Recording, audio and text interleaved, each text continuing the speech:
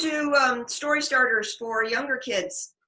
The books I'm reading are for kids ages about 4 through about 8, and some of them are for just listening to because they're a little bit higher reading level than kids can read themselves, and some of them are simple books that young new readers can read by themselves. But the book I'm reading today is called Horse Diaries, Jingle Bells.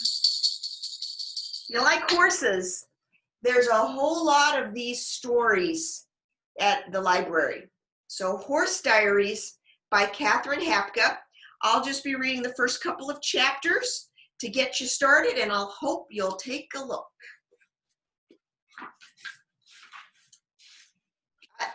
I will show you pictures if I come to them. This takes place in Wisconsin about 100 years ago.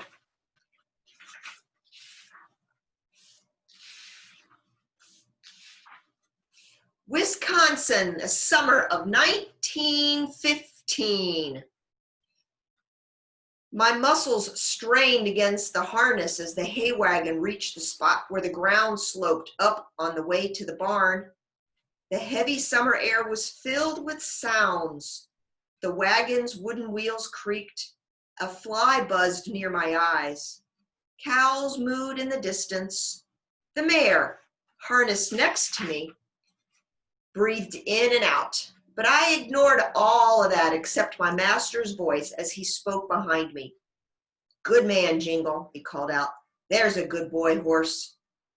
My master, known as Lars, was a lean, weather-beaten man with kind eyes and gentle hands. I flicked an ear back at the sound of my name, then leaned forward, throwing my massive weight against the load. Sweat dripped down my sides as my hooves dug into the hard-packed dirt road. It was a hot day, close and still. On the horizon, beyond the cow pastures, dark rain clouds were gathering. Beside me, my harness partner sucked back. She was a young mare known as Millie. Silly Millie, the humans called her. "The load is too heavy," she complained. "I can't pull any harder." "Yes, you can," I replied. "We can always pull harder." Millie merely snorted in return, but I continued to put one feathered foot in front of the other one. And after a moment, she leaned forward against her collar again, taking on her share of the load. The wagon rolled steadily up the hill. We had been working hard all day, trying to bring in the last of the hay crop before the rain came. Lars and his second eldest son, Jonas, had loaded the sweet-smelling greenish gold bales of hay into the wooden wagon.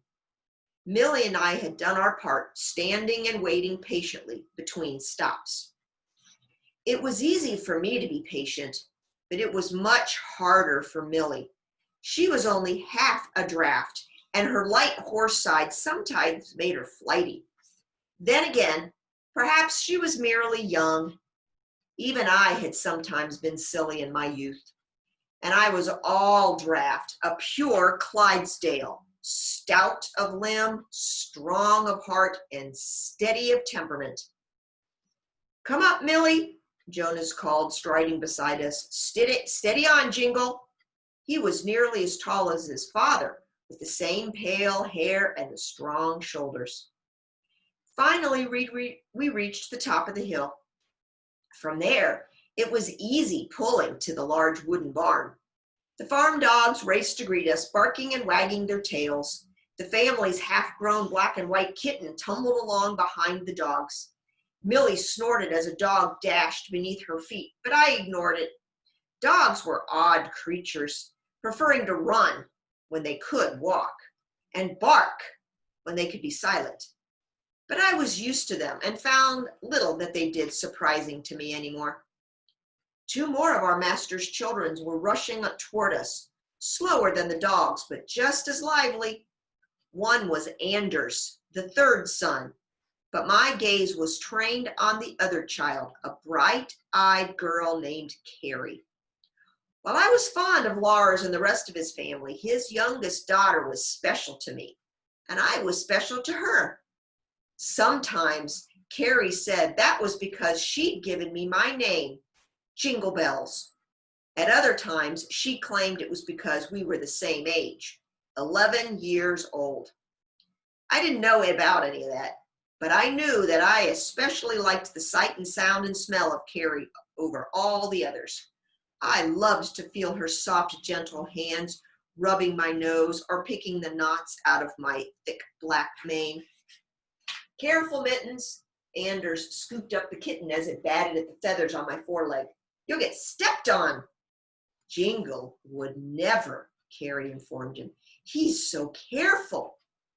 Lars hopped down from the wagon.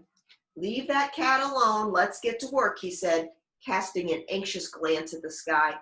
Who knows how much longer the rain will hold off, and there's still the evening milking to do. Yes, Papa. And Anders set the kitten down and hurried toward the wagon. Carrie followed. She was the only one of the family's 3 daughters who spent much time in the barn and the fields, but she did her best to work just as hard as the boys.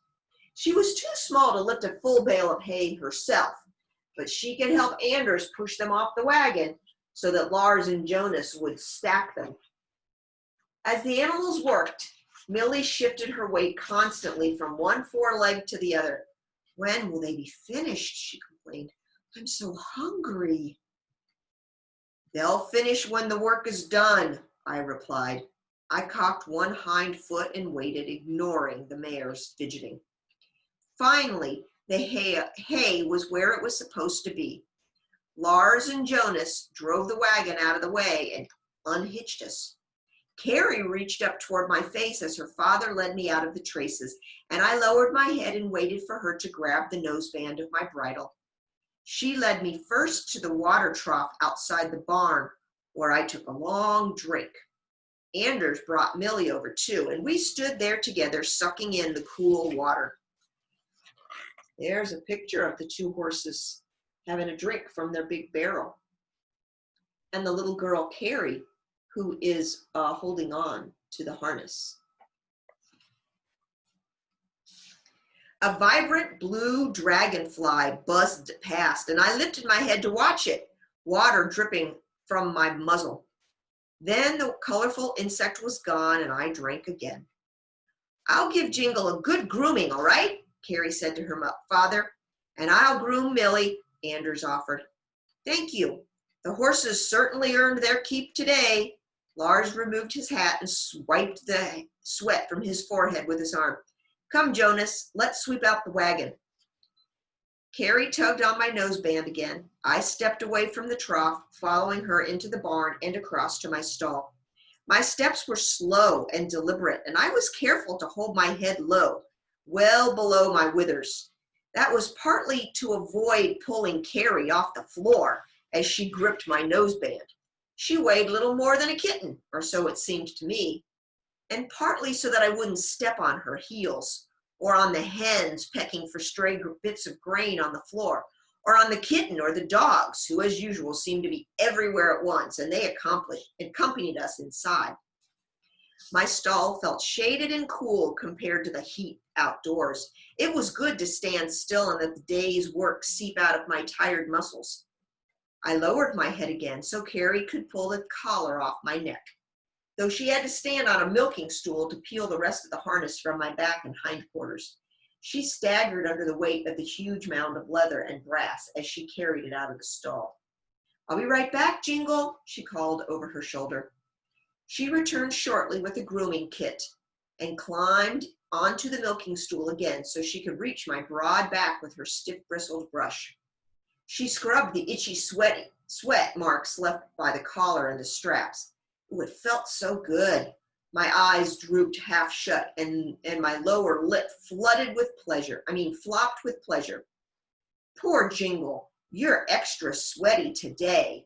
I wonder if this heat will ever end, Carrie said. It's terrible. Anders peeped through the plank wall separating my stall from Millie's. Mama said the rain will help, he said, but I'd rather have snow. Carrie giggled. Snow in summer? That will never happen.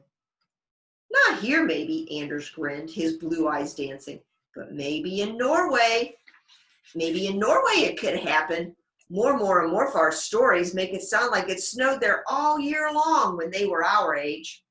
Anyway, I'm only joking. Summer is better than any winter day.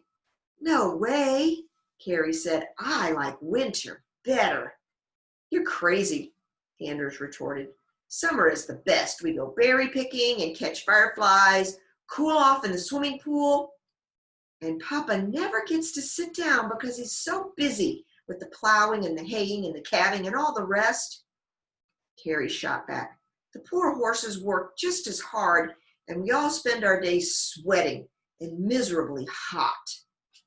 Anders snorted, sounded so much like a horse that I looked over in surprise. Well, you can move to Norway and live with Great Aunt Inga then, he said. I still like summer, so there. Carrie climbed down from the stool. Kicking it away, she kneeled in the straw to scrub at the long white hair that grew down my legs and over my hooves, known by humans as feathers. I bet you like winter better too, don't you, Jingle, she said. There's less work for you in the fields. You get to rest unless you're driving us to town or to church. And of course, there are lots of extra carrots for Christmas. I was half dozing as she picked the dirt out of my feathers, but I perked up as I heard that familiar word, Christmas. Lars was passing by on his way to put the double tree away, and he heard the word too. It's a long time to Christmas, young one, he said, pausing in front of my stall. Or are you talking about how our Jingle Bells got his name? He reached in to give me a pat. Anders let out a groan. Don't encourage your papa, he exclaimed. She tells that story every chance she gets. That's because it's a good story, Carrie informed her brothers. Their father chuckled. Indeed it is. Carrie always was a precocious thing. She was just 3 years old when we brought Jingle, who was much the same age at the time. I remember, Carrie said as she sat back on her heels, looking up at her father. I was so much smaller then, but he was nearly as big as he is now. I stayed very still, not wanting to bump into her and hurt her, but hearing that human word, Christmas, had set my mind wandering as I thought back to my arrival on the farm. It was the first time I'd left the place where I was born. Until that day, I hadn't realized how big the world was. I had never really believed that there was anything beyond the green fields of my home and the dark dirt roads nearby where I'd been taught to drive, though my dam and the other adult horses had tried to tell me otherwise. Then one day, my former master had tied me to the back of his carriage. I followed along behind as though I'd been taught. We proceeded at a trot down one road after another until we left everything familiar behind. Suddenly, every tree, every cow, every stone in the road was strange. I eyed the new sights with suspicion. What's happening? I'd called to the horse pulling the carriage. He's a burly Clydesdale gelding. Will we ever stop? I don't know, the other horse had replied. It's better not to wonder about the ways of humans. I hadn't been sure that was true at the time, though I understood it better now. Still, I'd tried to be good and behave as I'd been taught while my former master untied me and led me up a strange new driveway past the tidy gabled front frame house. Lars and several of his children were waiting near the barn. Standing behind them was another horse, a stoutly built older mare. Everything looked strange and new, but it was good to see other horses, especially as we left the other Clydesdales out of sight by the road. I let out an anxious whinny to let the mare know I was there and willing to be friends. The mare snorted kindly in response. She was already hitched to the wagon, and almost before I knew what was happening, I was in the harness beside her. Steady, young one, she told me in her wise, calm way. These humans will treat you well if you work hard. I can do that, I said. though I still felt very nervous. When the mare stepped forward, I did as well. I knew how to do this. My previous master had been training me to drive. The familiar feeling of the collar against my shoulder steadied me, and I threw myself into my work. Suddenly there came a peal of laughter. It startled me, and I jumped, causing the small silver bells on the harness to jiggle very loudly. It was Carrie, much smaller than, grinning from ear to ear. Jingle bells, she cried, running toward me. There's a picture. No, Carrie, no, her mother, Frida, dashed forward. But she was too slow. The tiny girl had flung her arms around my knee. I wasn't sure what to do, so I just stood still. A moment later, Frida pulled little Carrie away. Lars let out a long breath and smiled. I think we've got a good one here, he said, giving me a pat on the neck. He turned to my former master. What do you call him? The man shrugged. Haven't really settled on a name. We just call him the tall colt mostly. Just then I shifted my weight, setting the bells jingling again. Jingle bells, little Carrie yelped with delight. Lars raised his eyes. Perhaps he's found his name already. And that's how Jingle Bells got his name, Carrie was saying now, smiling smugly at Anders. Lars chuckled. All right, I suppose Jonah and I had better go bring in the cows before the rain starts. He whistled for the dogs. They bounded after the two men, their excited barking fading into the distance and leaving the barn quiet and peaceful. Carrie finished her grooming and then brought me dinner. The kitten came with her, leaping and pouncing in the hay after imaginary mice. I stepped carefully toward my feed bucket, watching where I placed my hooves.